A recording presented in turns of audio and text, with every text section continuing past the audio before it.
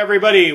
I'm Nicholas. I do research in astrophysics. Dennis P. And I'm Dimitri, editor-in-chief of Idiomanic.com and movie critic. And today we are talking about Scream in our special Scream and Scream Again extravaganza. You did not think of a title beforehand, did you? No, I did not. So we're going to review Scream 2 and Scream 3 over the next couple of weeks. Because Scream 4 is coming out. Right around the corner. And you and I couldn't possibly be more jazzed about it. Big time, big time. Cannot wait for part 4. We couldn't tell. No? Get out of the room. You're no Scream connoisseur. Yeah, you just watch Scream. Exactly. You just watch it. You don't live it, man. Anywho, we're going to start this week with Scream. Written by Kevin Williamson, directed by Wes Craven. There's a killer by the name of Ghostface. Terrorizing high school kids in the town of Woodsboro, and it all ties back somehow to Sydney, played by Neve Campbell. Correct. And it is really a standard slasher with just this neat twist of introducing the idea that these are characters who have watched so many horror movies at this point that two phenomena occur. One, they've become mildly convinced that they are in a movie. And since they actually are in a movie, that makes them a lot more clever than the average slasher victim. Very true, yeah. And the second, it's desensitized them to the point that they're all complete madmen. So the idea of trying to figure out which one of them is a killer is nearly impossible because they could all do it just for kicks because they've just reached that level of desensitization. Yeah, you just never know who it could be, and it was pretty clever on that aspect, yeah. Scream, I think, is a modern masterpiece in the slasher genre, and it's up there with all the classics, and I think in time it'll be appreciated even more. Well, what did you like specifically about it? Well, for me, there was, I would say, 3 things about it that I really liked. The first one was the opening sequence, which has to be one of the best opening sequences like in a horror movie. I like the fact that Drew Barrymore, who a lot of people thought would be maybe the protagonist, actually got killed in the opening sequence. So I think that just started the movie in the right direction, where it was very shocking. I also love the fact that, like you said, they're kind of aware that maybe they were in a movie of some sort, and there was rules. You know, Randy introduced the rules. If you watch a lot of horror movies, they kind of have like some specific film rules that if you break, then you're going to end up dying or whatever. So it was kind of fun that that was brought up, like, you know, making it more self-aware that, yeah, we are in a horror movie. I want to go back to a really good point you mentioned about Drew Barrymore dying in the first 10 minutes of the movie. Drew Barrymore, which, you know, is very prominent on the front cover, saying, you know, look at her. She has a huge role in the movie. Good performance. Very good performance from her. Mm-hmm. I guess a comeback performance for her. Yeah, at the time, definitely, yeah. Look, the film got released in 96 and it got sequels. So I think that's not a spoiler if we tell you Drew Barrymore turns out, despite the posters, not to be the main character. Yeah. But she is in the opening scene when she's trying to elude the Ghostface killer. And it's such a well-crafted scene. Unlike other slashers of the time, it wasn't at all focused on the killer. The camera is always focused on her, and it's all about her attempts at survival. It was just very, very, very intelligent, very surprising, because the thing is, a lot of times when, let's say there's a big actress name or actor's name, you would expect them to survive, you know, at least until the end of the movie. The big surprise in that opening sequence is that you were thinking maybe she's the protagonist, and in the end, they showed you that, hey, you know, she's the first one to go, so anything goes. Mm. And they wrote her as a protagonist. They wrote her with so much intelligence. She's resourceful. She's clever. It's not just the choice of actress, it's just they built a full character around her, which you don't do for a 10-minute character usually, you know, because it's a distraction. That's right. And I like the fact that this is a recurring theme in Scream, is that the women put up a hell of a fight. Joss Whedon, who did Buffy the Vampire Slayer, often pats himself on the back on going like, oh, I turned the tables on the horror genre, I made the women strong, and it's like, he's about 20 years too late, you know what I mean? Yeah, seriously. And it's just one of those instances with Joss Whedon needs a little bit of humility there, because the horror genre, certainly with Slumber Party Massacre, turned that cliche on its head like early in the 80s. That's right. And with Scream, what's kind of fun is that he plays with that same idea of turning that on its head, but he plays it so casually. He's not like, oh, we're strong women, la la la. None of the women call themselves strong. None of the women act particularly strong. They're still really scared, but they kick butt. That's right, actually. Or maybe as you see throughout the movie, that the killer is not that great of a killer either. He gets his ass kicked by everybody he tries to kill, pretty much. The boys really don't do jack. And policeman, totally ineffectual. His sister, who is like Sydney's best friend. Rose McGowan. He can't even control her. He needs his mother. Mommy said when I'm in uniform, you have to respect me. I've seen the movie a couple of times now, and the last time I watched it, what struck me is how necessary his performance is, because they go through a lot of backstory, because it turns out the killings are related to Sydney's past and all that, so they have to dump all of that information in. And to dump all of that information in, they often use him and the sheriff discussing things. But, exposition is really boring, Yeah. This is what happened. All right, it's like show, don't tell, But what they do is they keep undercutting it. Like, there's this one scene where he's discussing with the sheriff, and he's licking his ice cream cone like a 4-year-old. It's hilarious. It was a fun film. It's weird to say it was a fun film for a slasher, but it really was. And that's really what I liked about it. Now, of course, Scream is really well known for being a satire of the slasher genre, and it's really effective. Like you mentioned, there's a running joke with characters sort of pointing out a cliche in a movie and then reenacting it like almost 5 minutes later. I think my favorite is when Sydney goes like, I don't like slashers. It's always a bunch of bimbos who run up the stairs when she should be getting out of the house. And like 5 minutes later, she does exactly that. That's right, actually. If you think about what they say and what they do, they follow the genres, the genres... Yeah, no, straight up. But the other side of Scream that nobody really mentions as much is that it's not just a satire of horror films, it's actually a social satire. Because Scream came out in 96, and by the early 90s, the slasher genre had become so big that there was a backlash from, Concerned Mothers of America and other groups of the genre, sort of what happened with comics in the 50s. Yeah, that's right. The horror genre got attacked very fiercely, and with certain good reason. To a certain degree, these were movies that had grown increasingly campy and were no longer about, kids fighting off evil, but more about evil killing off kids, which is not the same thing. Yeah. You're getting technical here. Directors like Wes Craven and John Carpenter, who did the Halloween, got a lot of flack for it, for, you're the ones who are corrupting our children. And of course, these horror filmmakers sort of reject that idea, not least because, your children are not supposed to be watching horror movies. These are movies rated R. That's right. And Wes Craven, his argument was that, no, you make these movies to sort of contain and discuss violence in a neutral environment. It's sort of like telling a fairy tale to your kid.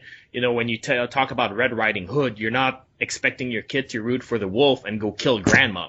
Right, that's right.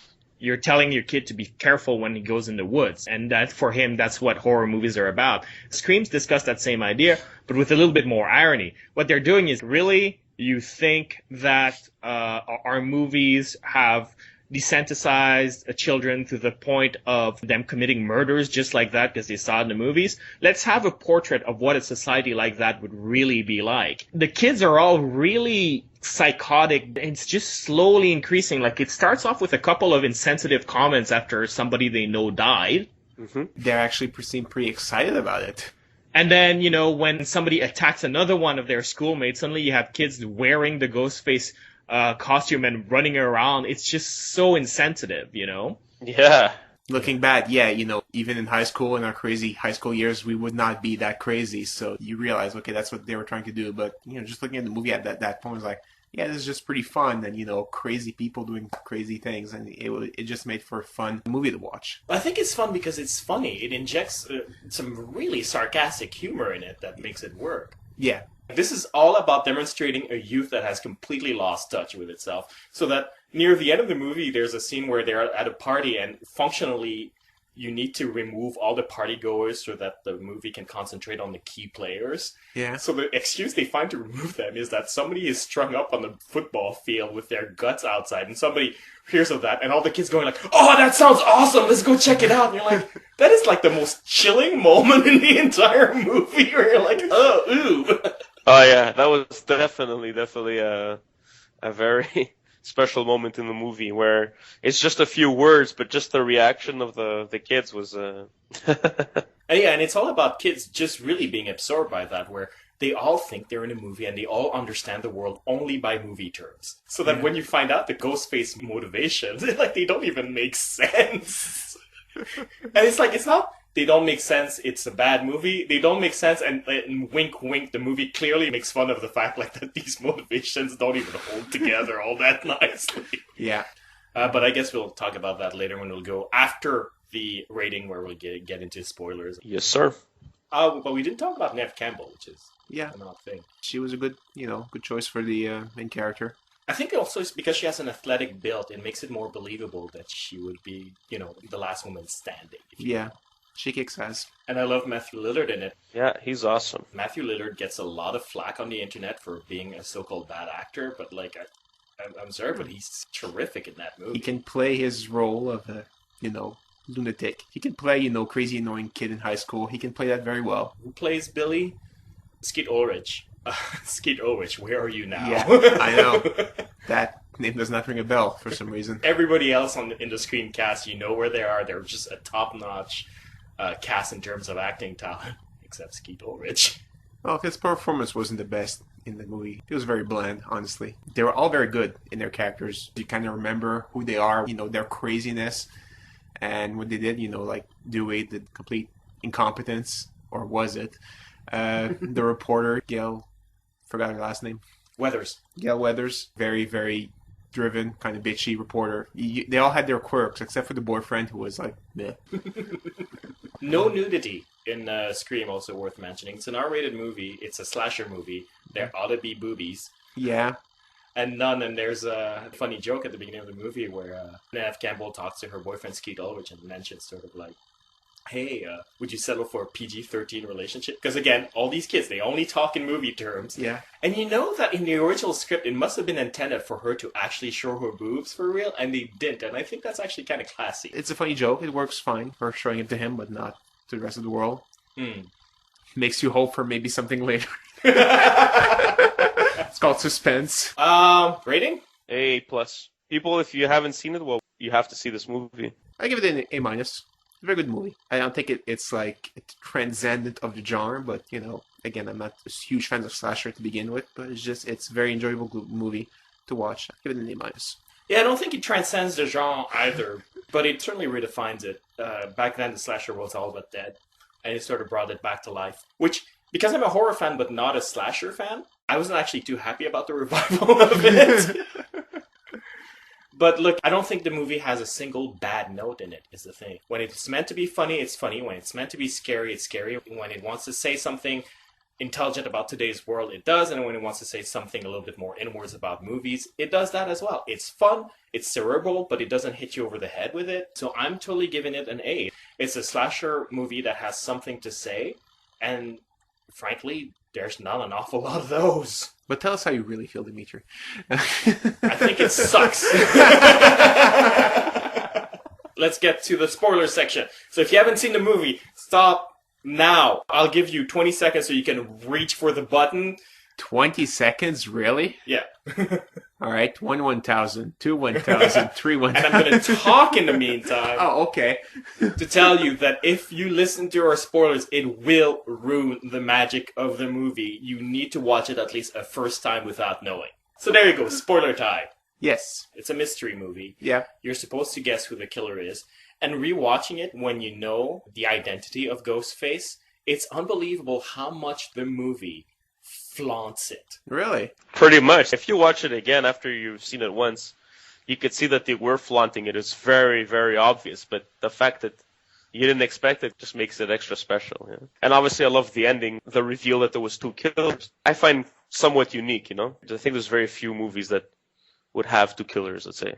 It's usually always one. Throughout the movie, it's just like one killer and that's it. They never even hint towards a possibility. It makes you think about, maybe there's more than one. Yeah. Never. And what's kind of cool is there's this scene with Jamie Kennedy in the video store where Jamie Kennedy starts sort of going like, it must be Stu, it must be Stu. Yeah. And then Billy starts to get mad for some reason, and it's a little bit odd. It's like, wow, these guys have almost this homoerotic friendship, you know? And these both start to push him around and being really menacing to him, and like that's your first clue that, you know, they're working together. But again, your mind doesn't even catch that until you go on second viewing. Yeah. They really, really did not cheat on that. And that's what I love about murder mysteries and copycats of Scream afterwards. Like, I'm thinking Urban Legends and I Know What You Did Last Summer. I Still Know What You Did Last Summer. I Don't Care What You Did Last Summer.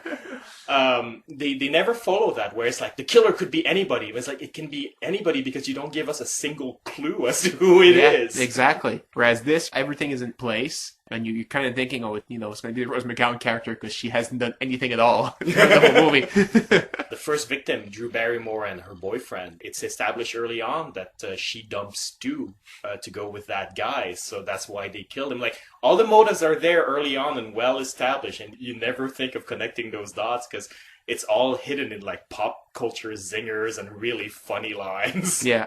One of the most memorable lines in horror cinema has to be Sidney going like, so Stu, what's your motive?